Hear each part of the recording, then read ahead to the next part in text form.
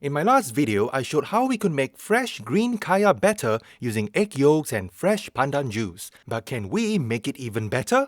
We'll try to caramelize our sugar, squeeze our own coconut cream, and then build our kaya with the best ingredients.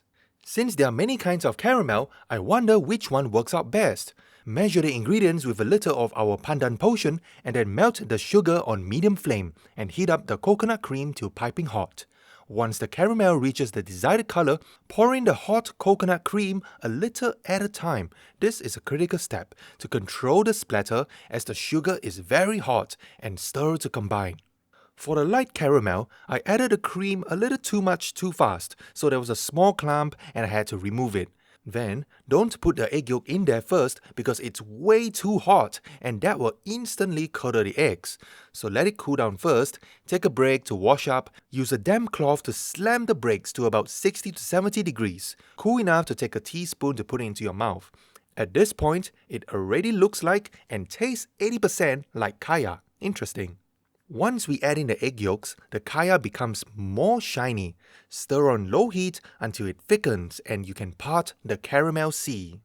Which one does she like best? She likes the lightly caramelized one the most, which tastes even less eggy compared to the one with no caramel. The medium and the dark ones have bitter notes and more of like a dark, intense chocolatey flavor, and it doesn't really taste like kaya anymore, which by the way I might have cooked it a little too thick. But anyway, after this caramel experiment, it dawned on me that the traditional method of making kaya is essentially a wet caramel method to melt the sugar along with all the other ingredients in there. No wonder it takes so long, even with just the egg yolks. The dry caramel method, however, can potentially save even more time, but it's much more technical to do and you must be really precise with the heat and adding the cream slowly. So while the traditional method is more beginner friendly, but you don't get any flavor from the caramelized sugar. Well, what if we used coconut palm sugar? Would it be even better since it's coconut nectar sugar already caramelized for us? I'm going to find the best Gula Melaka brand out there. People claim that the pure Gula Melaka is a little soft when cut, whereas those rock-hard ones have added sugar and crumbles when cut. To me, it's all about the taste, so after melting and tasting them, Natasha prefers Daribell for its well-balanced, savory and coconut sweetness, while I find Madam Yap the most smoky coconut caramel like barbecue coconut. The dark ones are probably more caramelized with this intense, sour, smoky, sweet, salty. It's so different. While the lighter ones are a little like a light to medium caramel with soury, sweet honey fragrance. To me, the pure Gula Melakas are Madam Yap, Tian Tian, and Wholeness Group. These are good for chendol syrup for that thick, smoky flavor. So I made Daribell and Madam Yap as kaya by chopping up the Gula Melaka and melting it with the other ingredients. And Madam Yap ends up being a darker kaya as expected. I have here also a light caramel version for comparison, and after trying them, she likes the Daribell more than Madam Yap because its flavor is more balanced, whereas Madam Yap is more intense with its smoky sour flavor, but overall, she still prefers the light caramel version. So I think in general, the orangey color Gula Melaka is better for kaya than the dark ones. For the convenience though, the orangey Gula Melaka does taste similar to the light caramel, except that it introduces a slight sour tinge that some people might find off-putting and makes the kaya slightly thicker than caramelized sugar. So we often see kaya depicted with coconut halves, but how do we even make coconut cream from its hard flesh? These are mature hairy coconut cannonballs. One is from India and another is from Malaysia.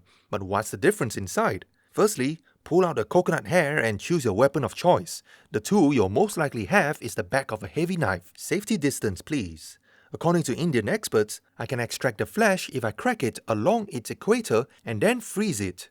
Sometimes the coconut has this bonus snack like a crunchy sponge. It's juicy and is basically a baby sprouted coconut.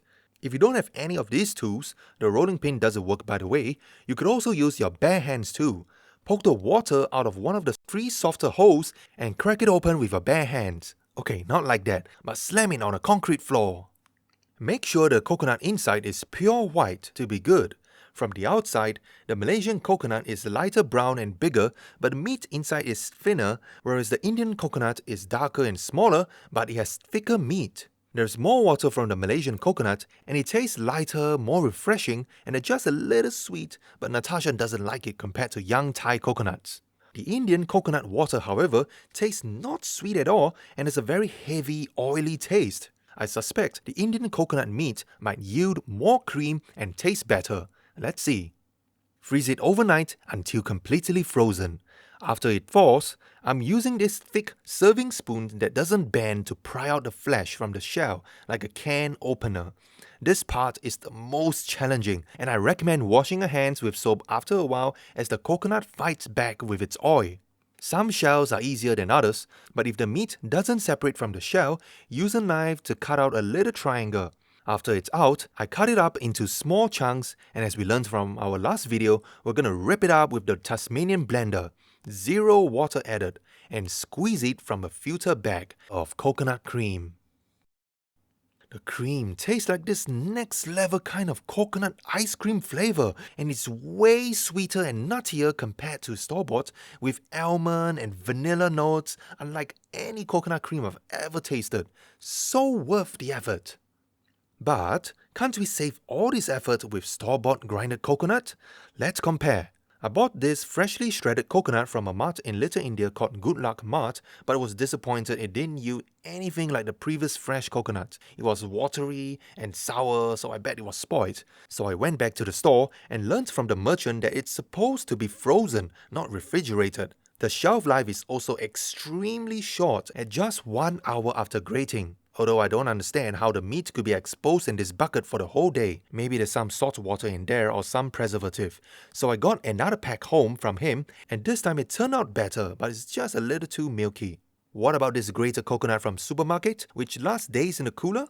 Turns out it was pasteurized to extend its shelf life. But again I was disappointed when I squeezed it and it yielded nothing but a thin sour liquid like the water above coconut yogurt a few days old. Okay, maybe I bought a bad packet or I left it in the fridge for too long, so I bought another new packet from the store and squeezed it immediately, but the result is still the same. Unfortunately, this doesn't qualify as coconut cream.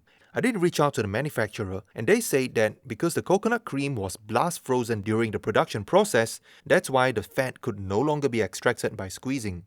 Alas, I found the real deal just right outside the famous Mustafa Center, Sri Murugan Indian grocery store. They have a different kind of coconut grater, and for just $3 a coconut, they will crack the coconut fresh right in front of you and give you the water if you want, and then grind it for you. It's really worth the service. However, it does contain some of the brown edible coconut skin though, but it doesn't affect me because I'm going to squeeze it anyway for the cream. But I can imagine it tastes so much better on ondeh and with all the other kuehs that you use freshly grated coconut compared to store-bought. And what can we do with the leftover pulp?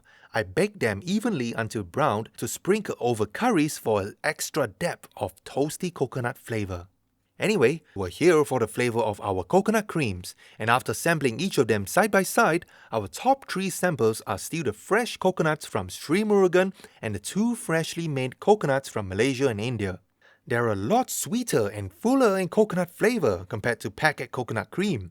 The UHT ones do have good flavor for its longer shelf life, but coconuts can also be frozen for long storage. Between Heng Guan or Cara, they taste almost the same, but if I have to choose, Heng Guan is just a little sweeter and more tasty compared to Cara.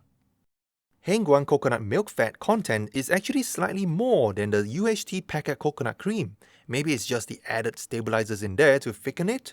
Both Good Luck and Sri Murugan are made from coconuts from Malaysia and they have some slight water at the bottom here, perhaps due to water being used to wash the machine. But the India one really is the #1 coconut cream here that is the sweetest and the most fragrant. I believe these supermarket brands make good kaya, but if you really seriously want to make a kaya of the next level or you don't have a blender, I recommend getting from Sri Murugan the freshest grated coconut you can ever get for the real deal. Let's now make the ultimate kaya using our best ingredients. But we have a problem. My frozen thawed coconut cream became this lumpy curds like coconut porridge and the flavor isn't as good anymore. Curious, I took a look at a packet coconut cream and it also says there, do not freeze. So I'm going to try anyway and found out that after it thaws, it separates into what looks like coconut curds and coconut oil. it won't come together anymore even after stirring, and it's no longer thick. So I made a new fresh batch of coconut cream after extracting the meat from frozen coconut halves, and the cream still came out beautifully. The cream that I didn't freeze still tasted good after a few days in the fridge and has a pot yogurt-like texture. So I guess due to some chemistry reasons, you shouldn't freeze fresh coconut cream, but you can still store it in the fridge for a good few days. So we make the light caramel as usual by heating the fresh coconut cream with pandan potion on one side, but the second problem I encountered is that fresh coconut cream has curdled under heat, unlike the packet coconut cream which was stable. And after adding it into the caramel, it becomes lumpy and looks like the whole eggs version. At this point, I was undecided whether to continue adding the egg yolks or not, but with an egg of faith, I added it in, and it still did turn out tasting like kaya, except that the texture is grainy and is also a little sweeter, likely due to the sweetness from the natural coconut cream. Why is the UHT coconut cream not sweet at all? I believe its sweetness was removed during the industrial process. Although it turned out grainy, she likes it as it's sweeter, but she still prefers the texture of hengguan for its smoothness. So I tried again this time with 20% less sugar and not even heating the fresh coconut cream at all, so I have to add it even slower into the caramel bit by bit to avoid hardening the caramel due to the temperature difference. Once the caramel doesn't sizzle anymore, I can add more at a time, and the kaya finally came together as one smooth mixture.